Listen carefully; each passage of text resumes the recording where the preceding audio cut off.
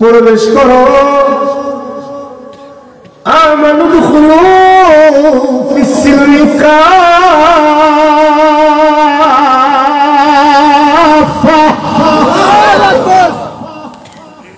কাপুরুষের মতন জবাব দিবেন না, সুপুরুষের মতন জবাব দিবেন। পরিপূর্ণ প্রবেশ করো। কাদেরকে বলছে? যারা মুমিন। ও মুমিন, তোমরা পরিপূর্ণ ইসলামের ভিতরে কি করো?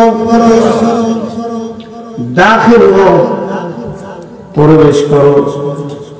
25%, 100%-এর মধ্যে 25% ঢুকলে মনে হয় পরিপূর্ণ হয়।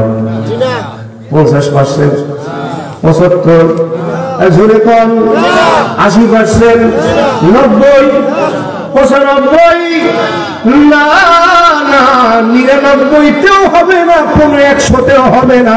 আমার আল্লাহ ডাক দিয়ে বলেন, ইয়া আইয়ুহাল্লাযীনা আমানু, হে ঈমানদারগণ, উদখুলু, প্রবেশ করো, ফিস-সিলমি কাফা, পরিপূর্ণ পরিপূর্ণ, 99ও না, 100-তে 100% ইসলামে প্রবেশ করো।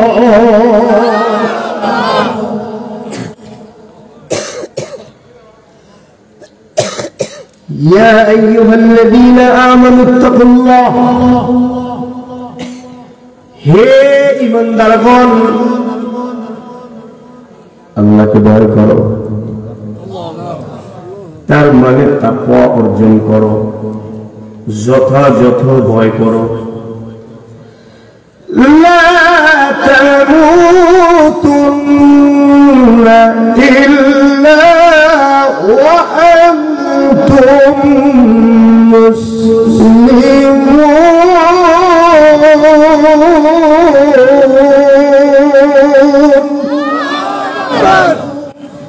এখানেও আগে ঈমানদারগণ, ইয়া আইয়ুহাল্লাযীনা আমানু, হে ঈমানদারগণ, ইত্তাকুল্লাহ, আল্লাহকে ভয় করো।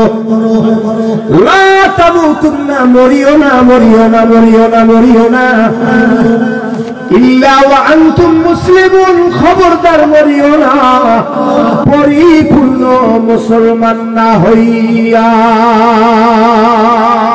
জোরে বলেন কার কথা?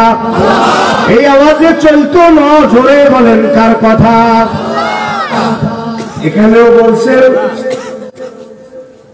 পরিপূর্ণ প্রবেশ করার জন্য, আর ওখানে বলেছেন পূর্ণ মুসলমান না হইয়া কবরে আসিও না। চলেন এবার সামনে যাই। ওয়াল আসর, সময়ের কসম, ইল্লাল্লাযীনা আমানু, এটা সুবহানাল্লাহ না, এটা সরে খাওয়া যায় না। ওয়াল আসর, সময়ের কসম,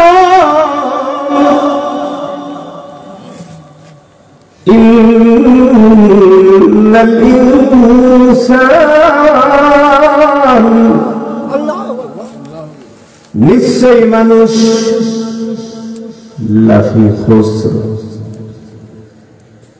ক্ষতির ভিতরে নিমজ্জিত, তলানো, ডুবে গেছে। কিসের ভিতরে? ইল্লাল্লাযীনা আমানু, তারা না যারা ঈমান আনছে।